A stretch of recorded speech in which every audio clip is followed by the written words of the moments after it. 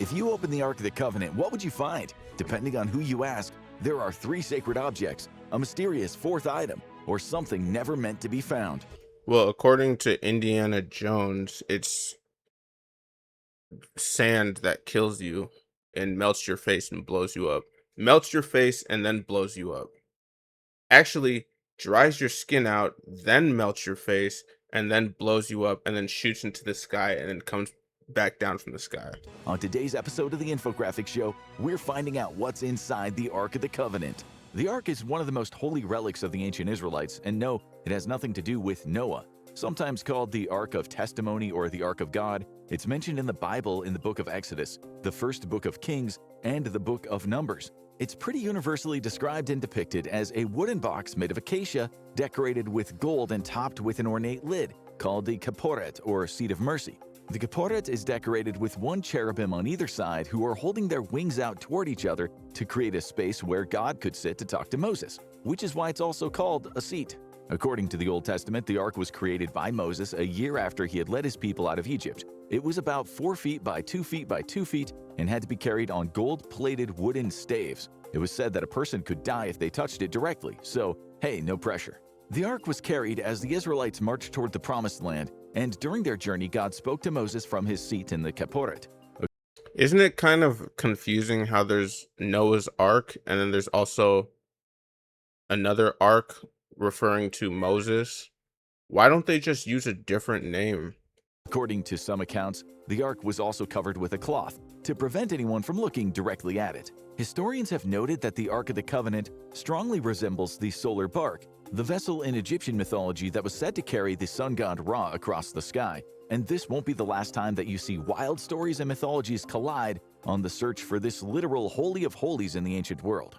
The book of Exodus, in both the Hebrew Bible and the Christian Old Testament, give us the most commonly known story about what was inside of the Ark. According to these texts, the Ark is where they kept the tablets of the law, aka the tablets that had the 10 Commandments carved into them. Okay, Later that's on, why it's I also knew described that. as containing a pot of manna and another artifact called Aaron's rod. This was the walking stick used by Moses' brother Aaron, which, among other miraculous things, sprouted almonds and flowers. As for manna, What? it's a flaky, sweet, edible substance with healing properties that God bestowed upon the Israelites to keep them alive. Okay, so yeah, it is like the raw thing, because when people say almond raw, they're saying like almond raw is just almond, like raw almonds, right? Or am I schizophrenic? Let me see that again. Walking stick used by Moses' brother Aaron, which, among other miraculous things, sprouted almonds and flowers. As Okay, I knew that too.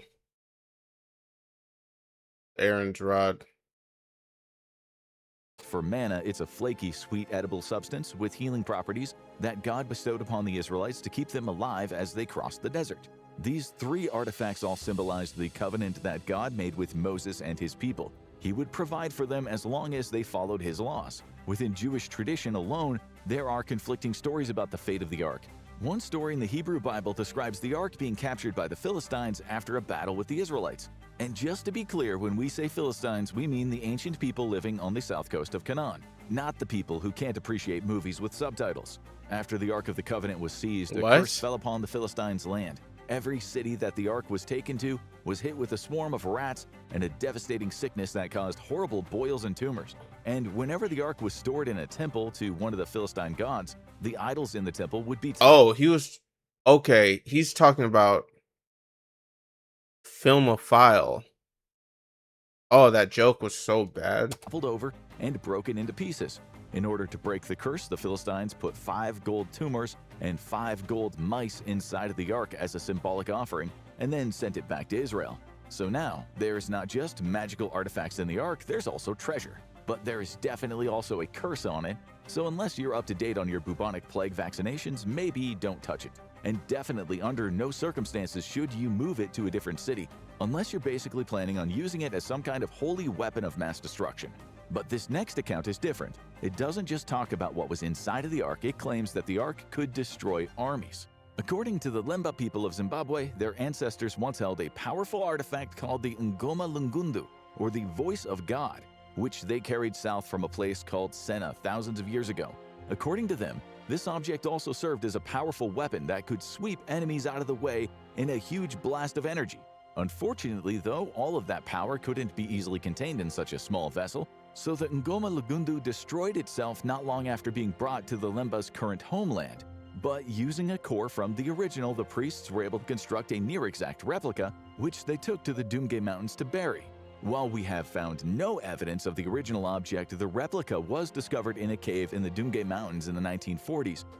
Like, they keep talking about like these objects, like these, why are these holy objects like, it's like a, oh, this is the most holy of most holy objects, and then it's like, what is it? And it's like, oh, it's a, you know, it's a freaking ottoman.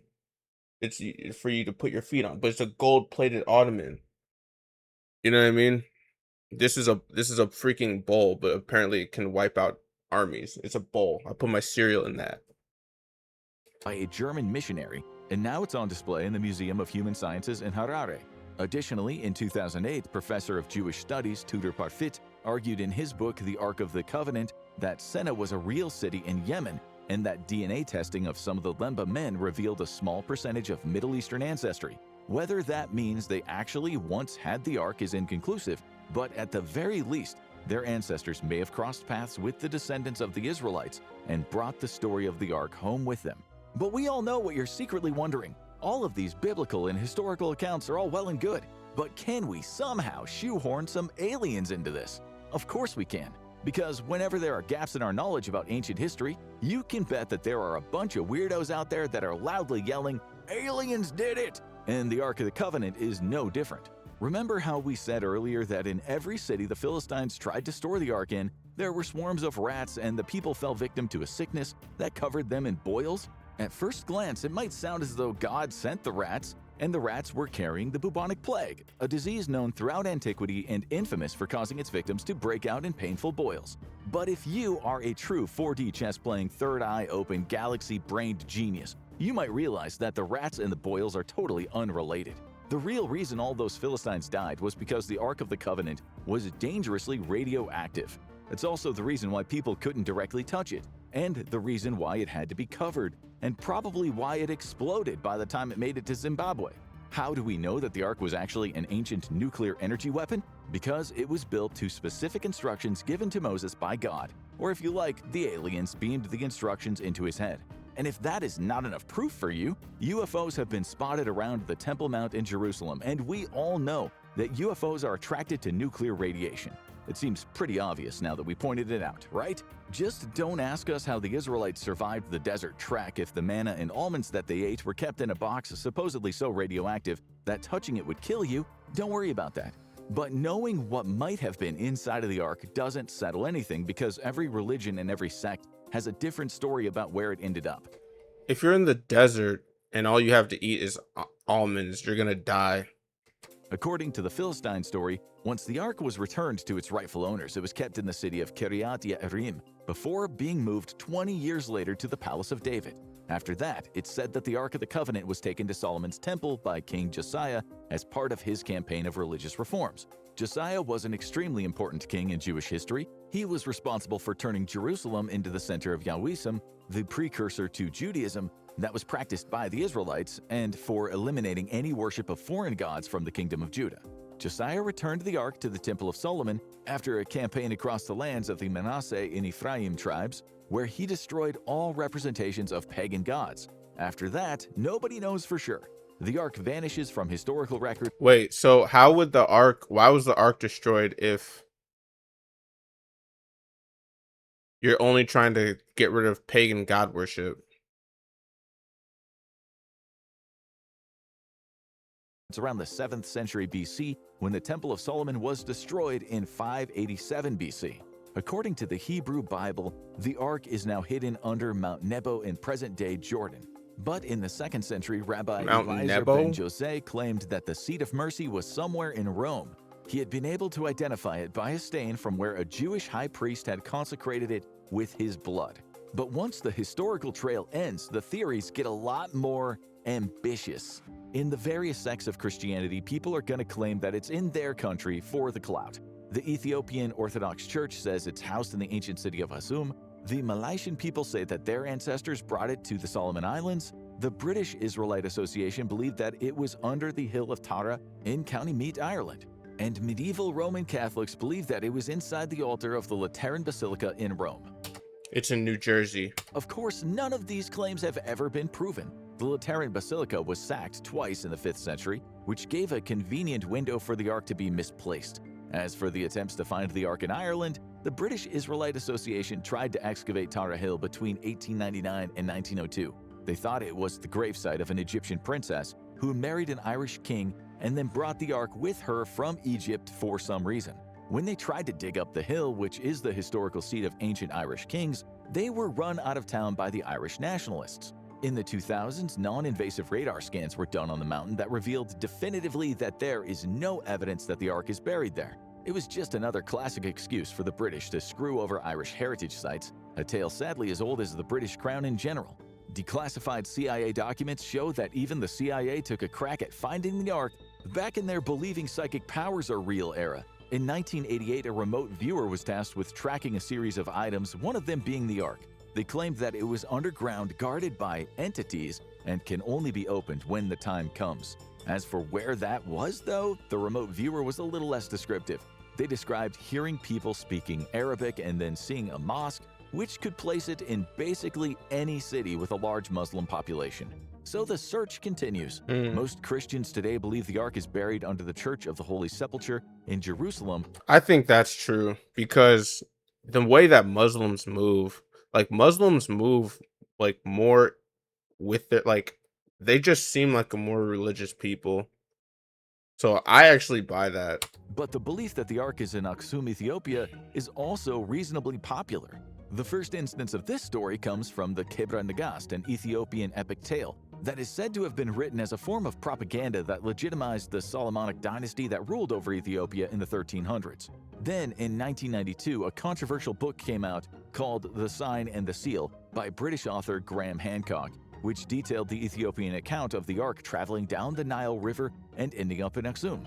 And even though Hancock's contemporaries called it garbage and hogwash, the book helped further popularize the theory that the Ark was in Aksum. As recently as 2009, the Patriarch of the Ethiopian Orthodox Church made the claim that he would reveal the Ark to the public, before almost immediately deciding that he wasn't going to do that, actually. Despite the lack of evidence, the claim that the Ark is exciting that he claimed that he would actually. Despite the lack of evidence, the claim that the Ark is at Aksum still makes the rounds, and it has even been mentioned on Joe Rogan's podcast, which we all know is 100% right about everything. We might never know for sure if the Ark of the Covenant was real or simply just a small piece of a larger mythology surrounding Moses and the Exodus from Egypt. Even the existence of Moses himself is hotly debated in both theological and secular scholarly circles. But there is no doubt that the Ark will always remain a source of fascination across multiple cultures and traditions, and at least one fedora-wearing hero who thinks that it belongs in a museum. Still hungry for more Ark content? Check. Nope, because I know where it is. It is obviously in Albuquerque, New Mexico.